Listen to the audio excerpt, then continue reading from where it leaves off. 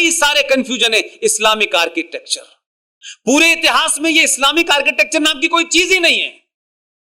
कहां है Islamic architecture? कहां है मुझे बताएं पूरी दुनिया में। लेकिन हमारे बहुत सारे लोग, नए नए ज्ञानी जो हैं, वो कहते हैं इस्लामिक आर्किटेक्चर है। कौन? लाल किला, कुतुब मीनार, ताजमहल किसने बनाया? क्योंकि आपके यहां नरेटिव गलत क्रिएट किया गया ताकि आपको अपनी संस्कृति का बोध ना हो और आप ऐसे ही रहें जैसे 70 साल में थे और अगले 70 साल के बाद आप इस लायक भी नहीं होते। ये तो ऊपर वाले का और गुजरातियों का धन्यवाद करो कि 1947 की गलती का प्रायश्चित जल्दी कर लिया इन्होंने। नहीं तो 1947 में जैसे लोग ये भेज रहे थे तो सत्यानाश ही हो जाता। एक गाल पे दे दो तो दूसरा गाल खोल दो और ये कर दो और वो कर दो। ये तो धन्यवाद देना चाहिए गुजरातियों को, पूरे देश का ऋणी होना चाहिए। मैं तो ओपनली कहता हूं, मैं तो उत्तर प्रदेश का रहने वाला हूं, कि गुजरातियों ने 1947 का प्रायश्चित जल्दी करा और दो भेजे। कहा कि एक गलती रास्ते पे जाए तो तुम उतरने मत देना। और जो रौब और जो स्टाइल नजर आ रही है लोकसभा में, लगता है कि बात हड़का देता होगा अकेले में। जो मैं कर रहा हूं मुझे करने दो। इतने लंबे समय के बाद पार्लियामेंट के अंदर इसको हिंदू मुस्लिम से छोड़ दें आप थोड़ी देर के लिए, माइनॉरिटी मेजॉरिटी में भी छोड़ दें आप, क्या आपको इस बात का कहीं कोई गर्व होता है? कर कोई हल्का सा भी एक एहसास होता है कि आज इस देश में 10 से 15 लोग, मैं कल आपके शहर में ही था, उसी समय पे जब मैं स्पीच दे रहा था, मेरे साथी सुशील पंडित लखनऊ में बोल रहे थे, RSN सिंह कहीं और बोल रहे थे। हम में से किसी का सरकार के साथ डायरेक्टली इनडायरेक्टली कोई संबंध नहीं। कोई वजह तो होगी कि कुछ लोग अपने आप देश में कुछ करने निकले हैं। कोई वजह है कि रात के 10 बजे आप जैसा समाज मुझे सुन रहा है। आपको मजबूरी में बसों में भर के नहीं लाया गया है। यह कोई रैली नहीं हो रही है राहुल गांधी की कि बस में चलो।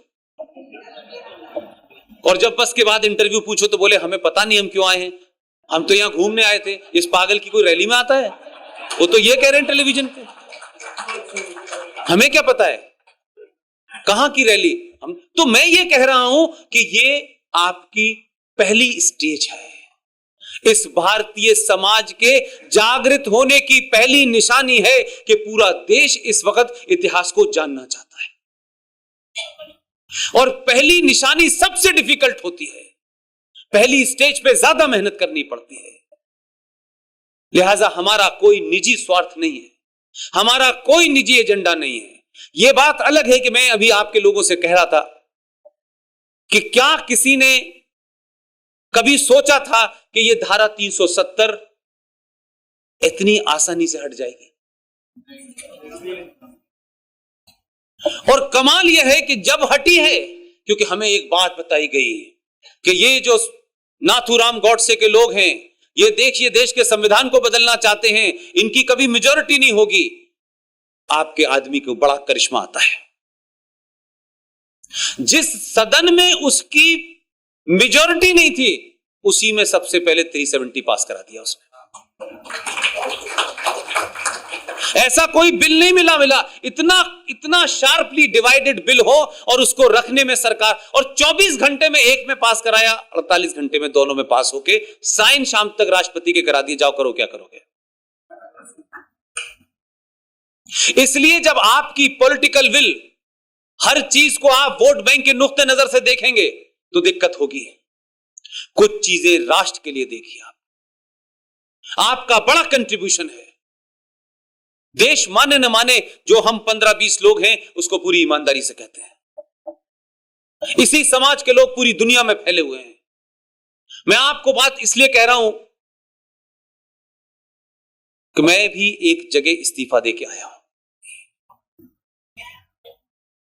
लेकिन रात के 2-2 बजे तक, 4-4 बजे तक, किसी महिला की उम्र 80 साल है, कोई 42 साल की है, कोई 90 साल के कैलिफोर्निया में रह रहे हैं, बात करते करते आधे-आधे घंटे तक रोते रहते हैं और मुझे सुनना पड़ता है। जो लोग संपन्न हो गए, इस्टेब्लिश हो गए, उनको जिंदगी में अब कुछ नहीं चाहिए। क्या वजह है कि जिंदगी के इस मोड़ पे उनके अंदर राष्ट्रवाद और सनातन की इतनी भूख है कि 2 बजे मुझे फोन करके मेरे साथ रो रहे हैं?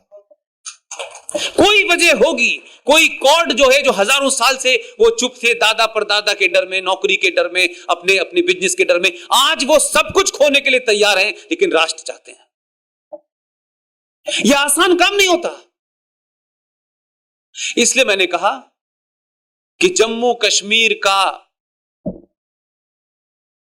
पीडीपी, पीपल्स डेमोक्रेटिक पार्टी, जिसकी सदर महबूबा मुफ्ती है, उसका एमपी जब ये कह रहा था तो मैंने कहा इसके ऊपर हंसा जा सकता है या रोया जा सकता है, लेकिन उस बेहया, बेशरम और बेगैरत मेंबर ऑफ पार्लियामेंट की हिम्मत देखिए, जिस कश्मीर में उसी सूबे का पहला आदमी भारत का पहला मुसलमान गृह मंत्री बना। मैं ये बात बार बार अपने भाषणों में इसलिए याद दिलाना चाहता हूं कि सड़क पे चलते हुए लोग जब आपसे कन्फ्रंट करें तो पूरी ताकत के साथ, फैक्ट फिगर के साथ घटना का जिक्र करें और उसको बेनकाब करें। ये वक्त अब नहीं है कि आप चुप बैठेंगे और कुछ लोग आपके ऊपर कुछ कीचड़ उछाल के चले जाएंगे और आप साफ करते रहेंगे। आप अपोलोजिस्टिक मत होइए। आपका इतिहास बहुत अच्छा था, आपका भविष्य भी बहुत अच्छा है, लेकिन अपने वर्तमान से लड़ेंगे तो दुनिया आपको सलाम करेगी। 2 दिसंबर 1989 को भारत में पहला मुसलमान गृह मंत्री बना।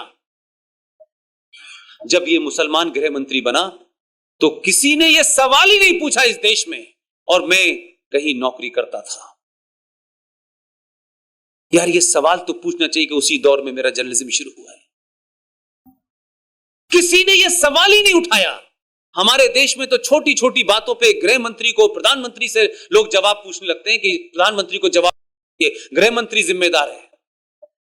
1986 में जब रामलला का ताला खुला उत्तर प्रदेश में, प्रधानमंत्री कौन था?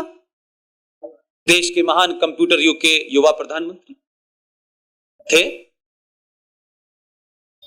उस ताला खुलने की पहली प्रतिक्रिया कश्मीर में हुई थी। यह खबर छपने नहीं दी, यह खबर बाहर नहीं आई। मैं इसलिए कहता हूं कि जो षड्यंत्रकारी हैं, जो गद्दार हैं, जो इस देश को तोड़ रहे हैं, जो खोखला कर रहे हैं, उनकी साजिशों को अगर नहीं समझेंगे तो आपका भविष्य कभी ठीक नहीं होगा। आप अगर जाग गए हैं 1000 साल के बाद तो अभी सोइए मत। 86 में सबसे बड़ी घटना हुई। उस वक्त ये मुफ्ती मोहम्मद सईद कांग्रेस पार्टी का अध्यक्ष था और कश्मीर में पोस्टेड था। फारूक अब्दुल्ला का रिश्तेदार जम्मू कश्मीर में उस वक्त वजीर आला था, चीफ मिनिस्टर। उसकी प्रतिक्रिया में 500 मंदिरों को तोड़ा गया। वो देश में खबर नहीं छपी, किसी को नहीं पता ये बात, लेकिन 86 में जिस आदमी की देखरेख में ये सब हो रहा था, पूरा कश्मीर में, चाहे वो अब्दुल्ला हो, चाहे वो मुफ्ती हो, चाहे वो सैफुद्दीन सोज हो, 3 धाराओं के लोग थे, सब खामोश रहे। क्या उसने महान कार्य किया भाई साहब कि 86 से मात्र 30 साल के अंदर, मात्र 3 साल में देश में एक ऐसा प्रधानमंत्री बना कि जिसने प्रधानमंत्री बनते ही अपनी टोपी बदल ली। उनको लगा ये टोपी लगाना अब मेरे सियासी मामलात के लिए ज्यादा जरूरी है। वो देश के ऐसे पहले प्रधानमंत्री थे जिन्हें मोहम्मद साहब की चिंता थी और मोहम्मद साहब के जन्मदिन पे वो छुट्टियां घोषित करके गए, एक सेकुलर स्टेट में। उस पे भी कोई एतराज नहीं। 2 दिसंबर 1989 को वीपी सिंह देश के प्रधानमंत्री थे और 2 दिसंबर 1989 में भारत के पहले मुसलमान गृह मंत्री ने शपथ ली। आप इसको जरा अपने फ्लैशबैक में जाएं। 2 दिसंबर को शपथ लेता है भारत का मुसलमान गृह मंत्री और 8 दिसंबर 1989, मात्र 6 दिन के अंदर उसकी बेटी का अपहरण हो जाता है। कमाल का था। नहीं गृह मंत्री था तब तक नहीं हो रहा था, अब गृह मंत्री हो गया तो हो गया। वो बेटी कहां गई, किसने उसका अपहरण किया?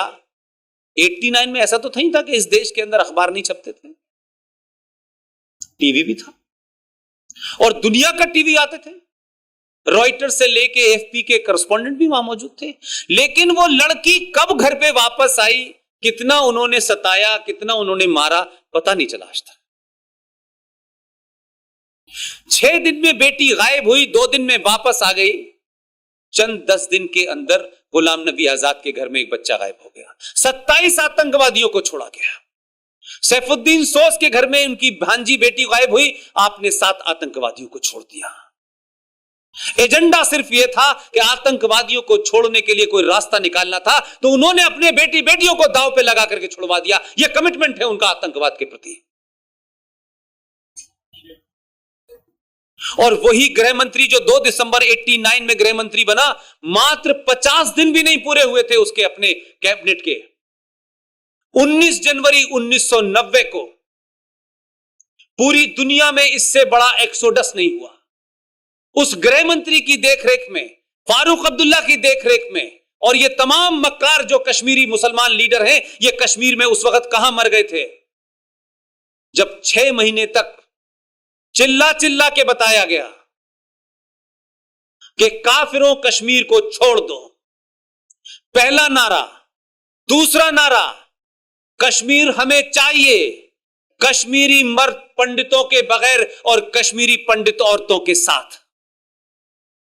उन्होंने कहा या तो बदल जाओ, या कन्वर्ट हो जाओ, या भाग जाओ, या मरने के लिए तैयार हो जाओ। वो कश्मीरी में नारा है, जलेऊ गलेऊ कटेऊ करके, अगर कोई कश्मीरी होगा बता देगा। ये नारे सब मस्जिदों से लग रहे थे।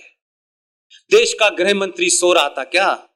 किसी ने उसका कुर्ता पकड़ के पूछा कि तेरे रहते हुए, तेरे अपने राज से 5.5 लाख कश्मीरी हिंदू पंडितों को उनकी पहचान, उनके फेथ के कारण आपने मारा, पीटा, 2,500 लोगों को मार दिया, 5.5 लाख लोग भाग गए। अपने ही देश में पिछले 30-35 साल से कहां रह रहे हैं, किन हालात में रह रहे हैं? कुछ गुजरात में सेटल हो गए, कुछ मुंबई में सेटल हो गए, कुछ दिल्ली की सड़कों पे चाय की छोटी छोटी दुकान कर रहे हैं। और ऐसे रईस लोग थे जिन्होंने अपनी जिंदगी में कभी 10 से 15 डिग्री का टेम्परेचर नहीं देखा, वो 55 डिग्री टेम्परेचर में रह रहे हैं। एक एक कमरे में, एक एक टेंट में बीवी भी है, बच्चा भी है, ससुर भी है, बाप भी है, बहन भी है। उनके यहां 30 साल में कितनी मौतें हो गई, उनके यहां 30 साल में किसने दिवाली मनाई, किसने होली मनाई, कोई दुनिया के किसी लीडर को चिंता नहीं हुई, क्योंकि इस देश के बाकी हिस्सों में रहने वाले हिंदुओं को कोई फर्क नहीं पड़ा।